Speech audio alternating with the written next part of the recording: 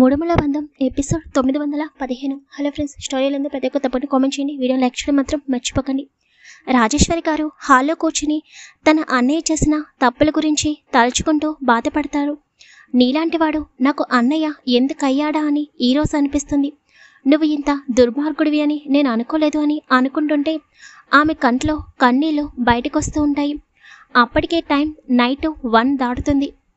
ఇంతలో calling bell మోగుతుంటే Rajeshwari గారికి ఒక క్షణం భయంగా అనిపిస్తుంది. ఈ టైంలో ఎవరొచ్చుంటారు అని రాజేశ్వరి గారు అనుకుంటూ వెంటనే రూమ్లోకి వెళ్ళి చంద్రమోహన్ గారికి చెప్తారు. చంద్రమోహన్ గారు లేచి మెయిన్ డోర్ దగ్గరికి వచ్చి డోర్ ఓపెన్ చేయగానే ఎదురుగా ఉన్న విక్రమ్ వైష్ణవిని చూసి షాక్గా అలాగే ఉండిపోతారు. రాజేశ్వరి గారు కూడా తన ఎదురుగా కొడుకు కోడలు కనిపించేసరికి ఏమీ అర్థం కాక, విక్రమ్ మీరు అమెరికాకు వెళ్ళారు కదా అని ఆశ్చర్యంగా అడుగుతుంటే అవునమ్మా అని చెప్పి విక్రమ్ లోపలికి వస్తాడు. తన వెనకే వైష్ణవి వస్తుంది. విక్రమ్ డైరెక్ట్గా సావిత్రి గారి రూమ్లోకి వెళ్ళిపోతాడు. రాజేశ్వరి గారు చంద్రమోహన్ గారు ఒకరి ముఖం ఒకరు చూసుకుంటారు, ఏమీ అర్థం కాక. వైష్ణవి కూడా నెమ్మదిగా విక్రమ్ వెనకాలే అడుగులు వేస్తుంది. విక్రమ్ రూమ్లోకి వెళ్ళి చూసేసరికి సావిత్రి గారు పడుకుని ఉంటారు. విక్రమ్ లైట్ ఆన్ చేసి సావిత్రి గారి బెడ్ దగ్గరికి వెళ్ళి చూడగానే సావిత్రి గారు బాగా ఏడ్చినట్టు అనిపిస్తుంటే విక్రమ్కి చాలా బాధగా అనిపిస్తుంది.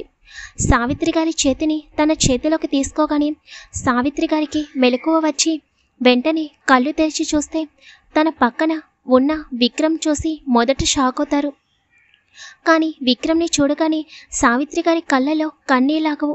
వెంటనే బెడ్ దిగి విక్రమ్ని ఒకసారిగా హగ్ చేసుకుంటారు. సావిత్రి గారు ఏడుస్తుంటే విక్రమ్ కళ్ళల్లో కూడా కన్నీళ్ళు వస్తూనే ఉంటాయి. అలాగే సావిత్రి గారి చుట్టూ చేతులు వేసి అత్తయ్య ప్లీజ్ అని చాలా లో వాయిస్తో అంటాడు. కానీ విక్రమ్కి కూడా చాలా బాధగా అనిపిస్తుంది. అయితే జరిగిన సంఘటన వలన ఎవరు కూడా సరిగ్గా పడుకోకపోవడం వలన విక్రమ్ వచ్చాడని కొన్ని క్షణాల్లోనే అందరికీ తెలిసిపోతుంది. వంశీ, తన్వి, ప్రియా, తరుణ్, అమృత, రిత్విక్ అందరూ కూడా కొన్ని క్షణాల్లోనే హాల్లోకి వస్తారు. విక్రమ్ సావిత్రి గారిని హాల్లోకి తీసుకుని వచ్చి సోఫాలో కూర్చోబెట్టి సావిత్రి గారి ముందు మోకాళ్లపై కూర్చుని సావిత్రి గారి వడిలో తన తలని ఉంచి కళ్ళు మూసుకుంటాడు. తనకి మనసంతా చాలా చిరాకుగా అనిపిస్తూ ఉంటుంది. ఇంతకాలం తను తన అత్తయ్య ఎంతో సంతోషంగా ఉంది అని అనుకున్నాడు. కానీ ఇప్పుడు జరిగిందంతా తెలియగానే తనకి రామ్మూర్తిని అక్కడికక్కడే చంపేయాలన్నంత కోపం వస్తుంది. చంద్రమోహన్ గారు విక్రమ్తో, విక్రమ్ నువ్వు అమెరికాకి వెళ్ళావు కదా, మరి ఇలా ఎలా అని అంటుంటే ఇంకా విక్రమ్ లేచి సావిత్రి గారి పక్కనే కూర్చుని అవును డాడీ, అమెరికాకి స్టార్ట్ అయ్యాము కానీ వెళ్ళలేదు అని విక్రమ్ జరిగింది అక్కడున్న వాళ్ళకి చెప్తాడు. ఏం జరిగిందో ఇప్పుడు చూద్దాం. వైష్ణవి తన రూమ్లోకి వెళ్ళిపోయిన తర్వాత విక్రమ్ అలాగే సోఫా వెనక్కి వాలి కళ్ళు మూసుకుంటాడు. అలా కొంత సమయం తర్వాత ఫ్లైట్లో ఉన్న విక్రమ్ అసిస్టెంట్ వచ్చి సార్ అని పిలవగానే విక్రమ్ వెంటనే కళ్ళు తెరిచి అతని వైపు చూస్తాడు. సార్ వెదర్ చేంజ్ వల్ల హెవీ రైన్స్ వల్ల ఫ్లైట్ని ఆపేశారని చెప్పగానే విక్రమ్ ఆలోచనలో పడతాడు. ఎంత టైం పట్టొచ్చు అని అడగగానే మ్యాక్సిమం ఒక 2-3 అవర్స్ వరకు ఫ్లైట్స్కి ఎలో లేదు సార్ అని ఆ పర్సన్ చెప్పగానే సరే అని అంటాడు విక్రమ్. ఇంకా ఫ్లైట్ అనేది ఢిల్లీలో ల్యాండ్ అవుతుంది. విక్రమ్ ఒకసారి వైష్ణవి రూమ్ దగ్గరికి వెళ్ళి డోర్ ఓపెన్ చేసి చూసేసరికి వైష్ణవి పడుకుని ఉంటుంది. ఇంకా విక్రమ్ ఫ్లైట్ దిగి బయటకొచ్చి నుంచుంటాడు. తనకి మనసంతా చాలా చిరాకుగా అనిపిస్తూ ఉంటుంది. ఏం జరుగుతుంది, ఎందుకు నా మనసు ఇంత గందరగోళంగా అనిపిస్తుంది? వైషు గురించేనా, లేకపోతే ఇంకేమైనా జరుగుతుందా అని విక్రమ్ ఆలోచనలో పడతాడు. 3 అవర్స్ కంప్లీట్ అయిపోతాయి. ఈ 3 అవర్స్ కూడా వైష్ణవి పడుకునే ఉంటుంది. విక్రమ్ అలాగే ఒంటరిగా బయటే ఆలోచిస్తూ ఉంటాడు. ఇంకా క్లైమేట్ స్టేబుల్గా ఉండటం వలన ఫ్లైట్స్ని ఎలో చేస్తున్నారని ఆ పర్సన్ చెప్పగానే సరే ఫ్లైట్ని రెడీ పెట్టమని చెప్తాడు విక్రమ్. విక్రమ్ ఫ్లైట్ ఎక్కబోతుండగా తనకి స్టీఫెన్ నుండి కాల్ వస్తుంది. విక్రమ్ అనుమానంగా ఫోన్ అటెండ్ చేసి చెప్పు స్టీఫెన్ అని అనగానే సార్ మీకు ఒక వీడియో పంపించాను, వెంటనే చూడండి, మీరు వెంటనే స్టార్ట్ అయ్యి వెనక్కి వచ్చేయండి సార్, ఇక్కడ పరిస్థితి బాగోలేదని చెప్పగానే వాట్, ఏం జరిగింది అని సీరియస్గా అంటాడు విక్రమ్. నేను పంపించిన వీడియో చూడండి సార్, మీకే అర్థమవుతుందని చెప్పగానే ఇంకా విక్రమ్ ఫోన్ కట్ చేసి అనుమానంగా వీడియో ఓపెన్ చేస్తాడు. స్టీఫెన్ని ఇంట్లో వాళ్ళని జాగ్రత్తగా చూసుకోమని ఫామ్ హౌస్లోనే ఉండమని చెప్తాడు విక్రమ్. విరాజ్ వచ్చి ఇంట్లో వాళ్ళతో మాట్లాడుతున్నప్పుడు స్టీఫెన్ విరాజ్కి తెలియకుండా అక్కడ జరిగేదంతా వీడియో తీస్తాడు. ఆ వీడియోని విక్రమ్కి పంపిస్తాడు. విక్రమ్ వీడియో ఓపెన్ చేసేసరికి విరాజ్ తన గురించి, వైశ్య గురించి ఫ్యామిలీ మెంబర్స్కి చెప్పడం, తర్వాత సూర్య గారి గురించి చెప్పడం ప్రతిదీ చూస్తూ ఉంటాడు. తర్వాత రామ్మూర్తి గురించి మాట్లాడినప్పుడు సావిత్రి గారు రామ్మూర్తి గురించి నిజాలు చెప్పినప్పుడు ఆ నిజాలు వింటున్న విక్రమ్ ఒక రకమైన షాక్లోకి వెళ్ళిపోతాడు. తన అత్తయ్య రామ్మూర్తిని పెళ్లి చేసుకున్న దగ్గర నుండి ఎన్ని కష్టాలు పడ్డారో, ఎంత నరకం అనుభవించారో సావిత్రి గారి మాటల్లో విక్రమ్కి అర్థమవుతుంటే విక్రమ్ కళ్ళు కొన్ని క్షణాల్లోనే ఎరుపు వర్ణాన్ని పులుముకుంటాయి. విక్రమ్ అప్పటికే చాలా కోపంగా మారిపోతాడు. ఇంకా సావిత్రి గారు ఏడుస్తుంటే విక్రమ్ కంట్లో కూడా తడి చేరుతుంది. రామ్మూర్తిని అప్పటికప్పుడే చంపేయాలన్నంత కోపం వస్తుంటే తన చేతి పిడికిలి బిగించి కంట్రోల్ చేసుకుంటూ ఉంటాడు విక్రమ్.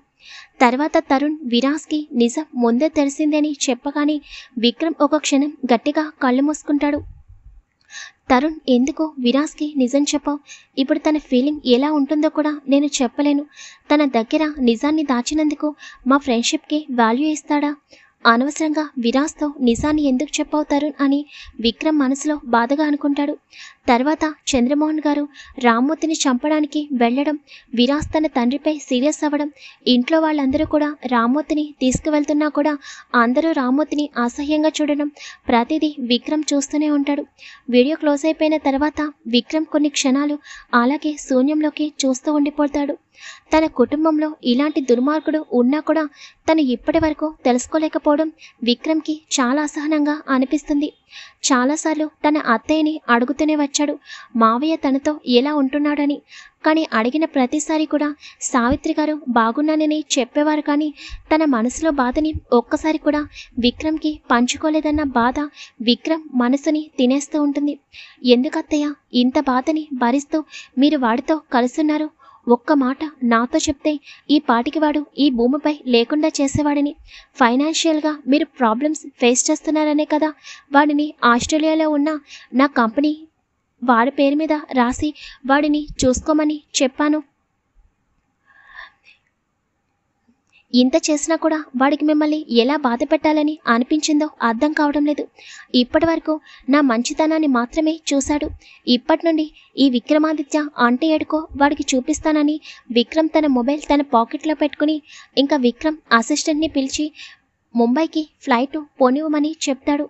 విక్రమ్ చిరాకుగా లోపలికి వెళ్ళేసరికి వైష్ణవి అప్పుడే రూమ్లో నుండి బయటకు వస్తుంది. వైష్ణవికి ఏమీ అర్థం కాక విక్రమ్ వైపు చూస్తుంది. కానీ విక్రమ్ ఏమీ మాట్లాడకుండా డైరెక్ట్గా రూమ్లోకి వెళ్ళి బెడ్పై పడుకుంటాడు.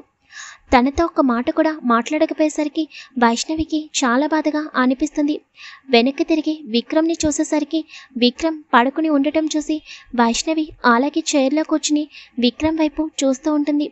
తనకి తెలీదు ఫ్లైట్ అనేది మళ్ళీ ముంబైకి రిటర్న్ అవుతుంది అని.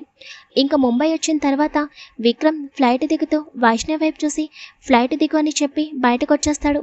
అప్పుడే అమెరికా వచ్చేసిందా అని వైష్ణవి ఆలోచనలో పడుతుంది. అంత త్వరగా అమెరికా రాదు అని తనకి తెలుస్తుంటే ఫ్లైట్ దిగగానే అది ముంబై ఎయిర్పోర్ట్ అని తెలుస్తుంటే వైష్ణవికి ఏమీ అర్థం కాక విక్రమ్ వెనకాలే అడుగులు వేస్తుంది. విక్రమ్ కారెక్కిన తర్వాత తన మొబైల్లో ఉన్న వీడియోని వైష్ణవికిచ్చి విక్రమ్ విండోలో నుండి బయటకు చూస్తూ ఉంటాడు. వైష్ణవి అదంతా చూస్తుంటే తన కళ్ళల్లో కన్నీళ్ళు అస్సలాగవు. సావిత్రి గారి గురించి బాధపడడం, మరోపక్క రామ్మూర్తిని చూస్తుంటే చంపేయాలన్నంత కోపం వస్తుంది వైష్ణవికి. మొబైల్ విక్రమ్కి ఇచ్చేసి అలాగే సీటు వెనక్కి వాలి కళ్ళు మూసుకుంటుంది. విక్రమ్ ఒకసారి వైష్ణవిని చూస్తాడు. తన బాధపడుతుందని తెలుస్తుంటే నీ పక్కన నేనున్నానని కూడా నీకు కొంచెం కూడా లేదు కదా వైషు? నీ బాధని పంచుకోవడానికి కూడా నేను సరిపోనా? అదే నీ గతాన్ని షేర్ చేసుకోవడానికైతే వెంటనే విరాజ్ దగ్గర ఓపెన్ అయిపోతావు, తన దగ్గర నీ బాధనంతా చూపిస్తావు. మరి ఇప్పుడెందుకు నాకు ఇంత దూరంగా ఉన్నావని విక్రమ్ మనసులో బాధగా అనుకుంటూ విండోలో నుండి బయటకు చూస్తూ ఉంటాడు. వైష్ణవి కళ్ళు మూసుకుని అలాగే బాధపడుతూ ఉంటుంది. ఎందుకు విక్కీ నాకు ఇంత దూరంగా ఉన్నావు? నేను బాధపడుతున్నా కూడా నీకేమీ అనిపించడం లేదా? ఒకప్పుడు నేను బాధపడితే వెంటనే నీ గుండెలకి హత్తుకుని నన్ను ఓదార్చేవాడివి. కానీ ఇప్పుడేమైంది అని వైష్ణవి బాధపడుతుంది. ఇంకా విక్రమ్ విండోలో నుండి బయటకు చూసేసరికి వైష్ణవికి కోపం వచ్చి వెంటనే విక్రమ్కి దగ్గరగా జరిగి విక్రమ్ చేతిని తన షోల్డర్ చుట్టూ వేసుకుని విక్రమ్ గుండెలపై తలవాల్చి కళ్ళు మూసుకుంటుంది. వైష్ణవి చేసిన పనికి విక్రమ్ షాక్గా వైష్ణవిని చూస్తాడు. వైష్ణవి విక్రమ్ని తన 2 చేతులతో గట్టిగా పట్టుకుని, నాకు దూరంగా ఉండకు విక్కీ, నా వల్ల కావడం లేదు. నువ్వు నన్ను ఇలా అవాయిడ్ చేస్తుంటే చాలా పెయిన్గా ఉంది. నీ మనసులో ఏమనుకుంటున్నావో నాకు అర్థం కావడం లేదు. దయచేసి నాకు దూరంగా ఉండకు అని వైష్ణవి అలాగే ఏడుస్తూ విక్రమ్ గుండెలపై తలవాల్చి కళ్ళు మూసుకుంటుంది. అప్పటి వరకు ఏదేదో అనుకున్న విక్రమ్కి తను వైష్ణవి విషయంలో అనుకుంటుంది రాంగ్ అని అనిపిస్తుంటే వైష్ణవి చుట్టూ చేతులు వేసి తనని గట్టిగా పొదివి పట్టుకుంటాడు. అలా విక్రమ్ వైష్ణవి ఫామ్ హౌస్కి చేరుకుంటారు. అయితే విక్రమ్ చంద్రమోహన్ గారి వాళ్ళకి వెదర్ చేంజ్ వల్ల ఫ్లైట్స్ని ఆపడం, తర్వాత స్టీఫెన్ కాల్ చేసి చెప్పడం వలన తను ముంబైకి రిటర్న్ అవ్వడం చెప్తాడు. చంద్రమోహన్ గారు విక్రమ్ పక్కనే కూర్చుని, మంచి పని చేసావు విక్రమ్, ఇక్కడ ఈ టైంలో నువ్వు పక్కన లేకపోతే మాకెవ్వరికి మనశ్శాంతి లేదు. ఇక్కడికి తిరిగి వచ్చేసి మంచి పని చేసావు అని చంద్రమోహన్ గారు ఎమోషనల్గా విక్రమ్ని హక్ చేసుకుంటారు. సారీ డాడీ, ఆవేశంలో ఏదో నిర్ణయం తీసుకున్నాను, ఇంకెప్పుడు ఇలాంటి మిస్టేక్ చేయను అని చెప్పగానే చంద్రమోహన్ గారు విక్రమ్కి దూరం జరుగుతారు. విక్రమ్ సావిత్రి గారి వైపు చూసి, అత్తయ్య మీరు బాధపడకండి, అలాంటి వాడి గురించి మనకి నిజం చాలా లేటుగా తెలిసింది. ఇప్పటికైనా నిజం తెలిసింది అని మనం సంతోషపడాలి.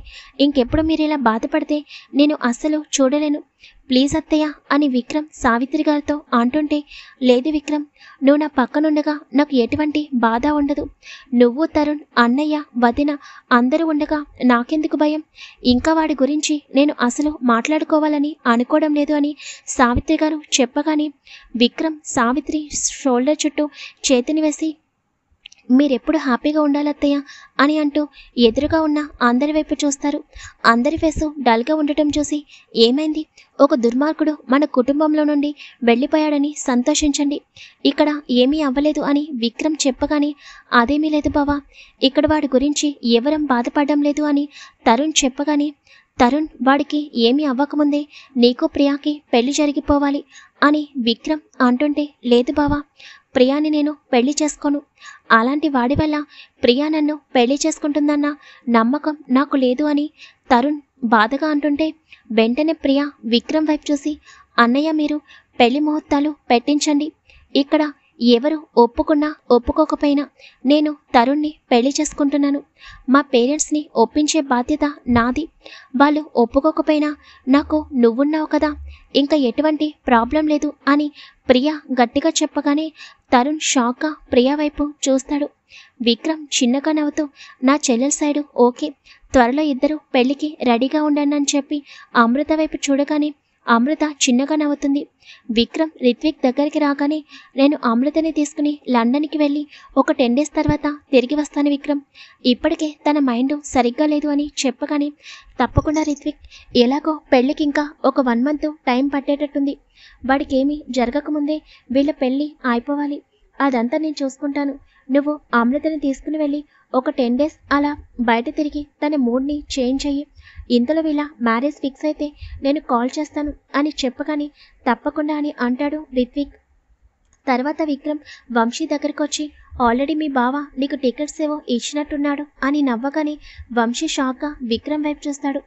తన్విని తీసుకుని జాగ్రత్తగా వెళ్ళు, ఆల్రెడీ మీరక్కడ స్టే చేయడానికి విరాస్ అన్ని అరేంజ్మెంట్స్ చేసే ఉంటాడు, తన గురించి నాకు తెలుసు కదా అని అనగానే, అవును బావా, 1 week అక్కడే ఉండేటట్టు విరాస్ బావ అరేంజ్మెంట్స్ చేశాడు అని చెప్పగానే, సరే అక్కడికి వెళ్తే నీ మైండ్ కొంచెం డైవర్ట్ అవుతుంది, తన్వి జాగ్రత్త అని చెప్పగానే ఓకే అంటాడు వంశీ.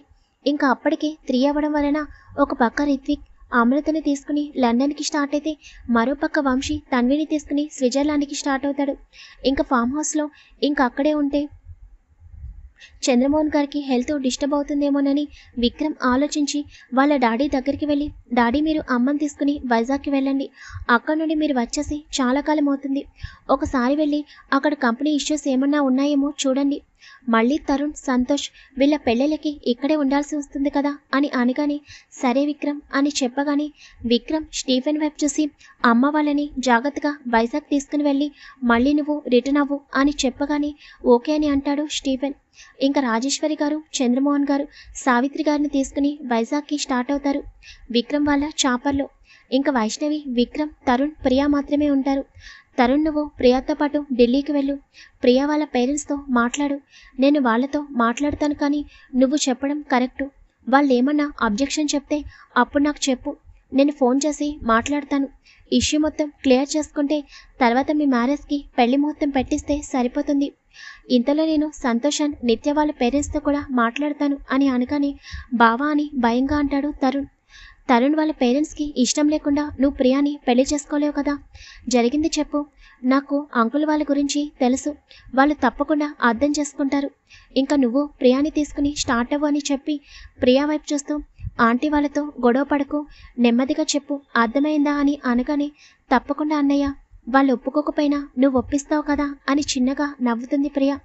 ఇంకా సరే మీరు కూడా లగేజ్ ప్యాక్ చేసుకుని స్టార్ట్ అవ్వండి అని చెప్పగానే ఇంకా తరుణ్, ప్రియా ఇద్దరు కూడా లగేజ్ ప్యాక్ చేసుకుని ఢిల్లీకి వెళ్ళడానికి ఎయిర్పోర్ట్కి స్టార్ట్ అవుతారు. ఇంకా ఫామ్ హౌస్లో విక్రమ్, వైష్ణవి మాత్రమే ఉంటారు. విక్రమ్ అలాగే సోఫా వెనక్కి వాలి కళ్ళు మూసుకుంటాడు. Hello friends, Vikram, Vaishnavi, Vasu, Viraj scenes విడిగా పెడదామని అనుకున్నాను కానీ ప్రతి ఒక్కరూ విక్రమ్, విరాజ్ని ఒకటి చేయమని కామెంట్స్ చేస్తున్నారు. ఇంకా నేను కూడా స్టోరీని లాంగ్ చేయాలని అనుకోవడం లేదు, అందుకే త్వరగా స్టోరీని క్లోజ్ చేయాలని స్పీడప్ చేస్తాను. మ్యాక్సిమం ఇంకొక 10 ఎపిసోడ్స్లో మూడుముల బంధం స్టోరీ అనేది క్లోజ్ అయిపోతుంది. అసలు ఈ పాటికి స్టోరీ క్లోజ్ అయిపోయేది కానీ 2 months నుండి నేను వీడియోస్ సరిగ్గా పెట్టకపోవడం వలన ఇంత టైం పట్టింది, లేకపోతే ఈ పాటికి ఈ సీరియల్ ఎప్పుడో అయిపోయి ఉండేది. ఎనీవే ఈ స్టోరీని ఆదరిస్తున్న ప్రతి ఒక్కరికి థ్యాంక్ యూ వెరీ మచ్. స్టోరీలో ప్రతి ఒక్క తప్పకుండా కామెంట్ చేయండి, మీ ఒపీనియన్ కామెంట్ రూపంలో తెలియజేయండి.